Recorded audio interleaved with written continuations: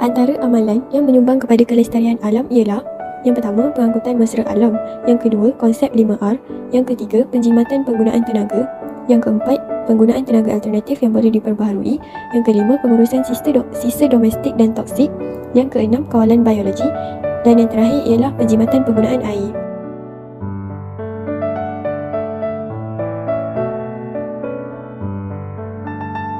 Jadi, untuk amalan yang pertama ialah pengangkutan mesra alam. Basikal atau kenderaan berkuasa hybrid dan elektrik boleh digunakan sebagai pengangkutan mesra alam di samping mengamalkan amalan berkongsi kereta. Kenderaan awam seperti bas, komuter, monorail, transit aliran ringan LRT, perkhidmatan tren elektrik ETS dan KLIA Express atau KLIA Transit juga merupakan pengangkutan mesra alam. Gambar foto menunjukkan monorail yang mengamalkan konsep kenderaan mesra alam. Senaraikan kelebihan menggunakan kenderaan ini berbanding kenderaan awam yang lain. Yang pertama, dapat mengelakkan pencemaran udara kerana tidak menyebabkan pembakaran bahan api fosil. Yang kedua, perjalanan lebih cepat dan efisien kerana ia lebih pantas dan tiada kesesakan trafik. Yang ketiga, menjimatkan penggunaan tenaga kerana ia lebih ringan. Yang keempat, tiada pembebasan gas karbon dioksida yang menyumbang kepada kesan rumah hijau. Seterusnya, untuk konsep 5R, yang pertama ialah rating. Fikir semula. Fikir semula sebelum buang. Untuk mengenal pasti bahan-bahan yang bakal dibuang itu mampu untuk dimanfaatkan untuk tujuan lain ataupun tidak.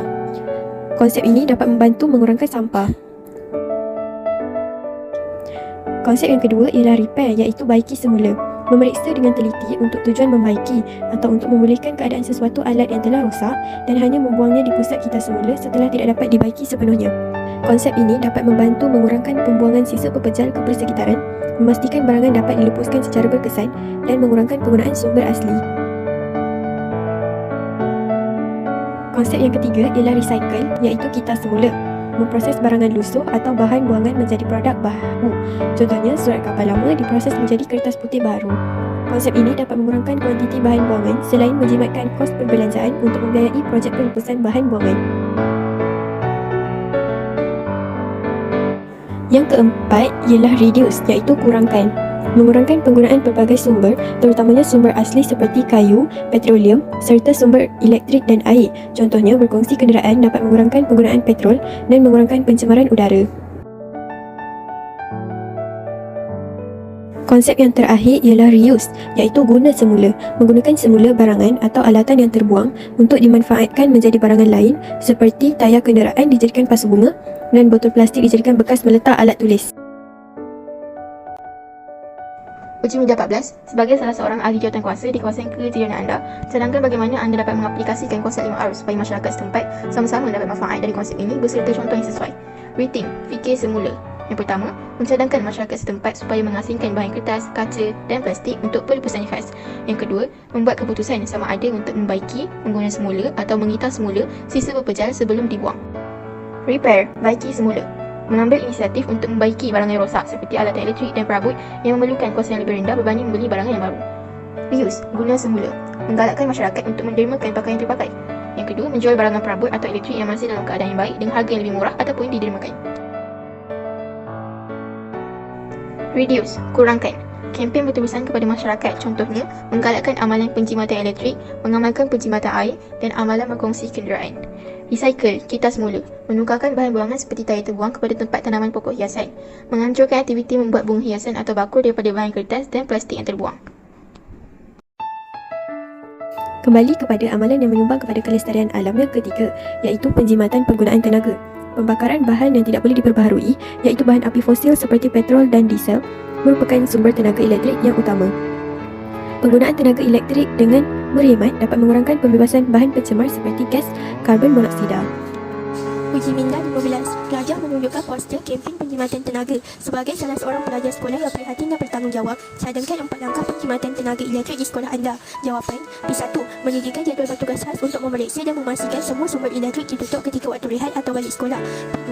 Memperkenalkan dendaan bagi kelas yang tidak menutup sis lampu atau kipas ketika tiada pelajar di dalam kelas. P3. Mengadakan kempen dan pertandingan poster bagi menyedarkan pelajar tentang kepentingan penjimatan elektrik di sekolah. P4. Pendidikan dalam kelas oleh guru tentang kepentingan penjimatan tenaga. Amalan yang keempat ialah penggunaan tenaga alternatif yang boleh diperbaharui. Tenaga yang boleh diperbaharui diperolehi daripada sumber semula jadi seperti matahari, angin, ombak, air, geoterma dan biojisim di mana ianya lebih bersih, mudah dan selamat. Yang kelima adalah kita perlulah mengamalkan pengurusan sisa domestik yang betul. Tahukah anda, JAS ataupun Jabatan Alam Sekitar diberi kuasa untuk menyelaras aktiviti pembuangan sisa, menetapkan had maksimum pengeluaran sisa, mengawal pelesenan jenis, kandungan jumlah dan kesan bahaya bahan buangan. Yang kedua, upcycle bahan sisa, iaitu menukarkan bahan lama kepada sesuatu yang baharu, cantik dan kreatif. Contohnya, kita boleh menggunakan botol untuk membuat bekas meletakkan alat tulis. Amalan yang keenam adalah mengamalkan kawalan biologi. Apa itu kawalan biologi? Yang pertama, kawalan biologi ialah cara mengawal populasi haiwan perosak menggunakan musuh semula jadinya. Yang kedua, mengaplikasikan konsep mangsa pemangsa, iaitu dengan membiarkan pemangsa. Yang ketiga, kesan kawalan biologi adalah dapat mengurangkan penggunaan racun serangga yang menyumbang kepada pencemaran alam sekitar. Kita boleh lihat pada slide yang seterusnya, contoh kawalan biologi adalah menggunakan burung hantu untuk menangkap tikus. Yang ketujuh dan terakhir adalah menjimatkan penggunaan air. Apa yang perlu kita buat untuk menjimatkan penggunaan air? Yang pertama, menggunakan air di dalam baldi ketika mencuci kereta dan elak menggunakan hos. Yang kedua, menggunakan besen berisi air untuk mencuci sayuran dan pinggan mangkuk. Yang ketiga, memastikan pakaian penuh ketika menggunakan mesin basuh. Yang keempat, menutup air paip ketika memberus gigi. Yang kelima, membaiki air paip jika terdapat kebocoran. Yang terakhir, status sekuriti makanan di Malaysia. Sekuriti makanan ialah jaminan makanan yang merujuk kepada jaminan ketersediaan makanan, jaminan capaian makanan dan jaminan penggunaan makanan. Makanan mesti memenuhi keperluan pemakanan seharian untuk membolehkan manusia menjalani gaya hidup yang aktif dan sihat. Uji minda 16. Terangkan 4 komponen penting dalam sekuriti makanan di Malaysia. Jawapan: pertama, ketersediaan makanan. Keupayaan untuk mendapatkan bekalan makanan yang mencukupi dengan kualiti yang baik dalam pasaran domestik maupun bekalan makanan yang diimport. Kedua, akses makanan. Makanan mudah diperoleh bagi menampung keperluan diet yang bernutrisi. Ketiga, penggunaan makanan. Kemampuan untuk mendapatkan nutrien yang mencukupi melalui pemakanan, air yang bersih serta pemprosesan dan penyediaan makanan.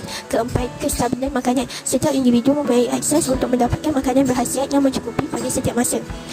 Halal merupakan elemen penting untuk menentukan status sekuriti makanan. Makanan halal mesti diproses dengan kaedah dan persekitaran yang bersih.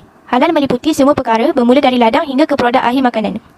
Panduan lain untuk menentukan status sekuriti makanan di Malaysia ialah Good Manufacturing Practice, GMP dan Hazard Analysis and Critical Control Points, HACCP. Kedua-duanya menekankan proses pembuatan makanan berkualiti, bersih, sihat dan selamat seperti halal.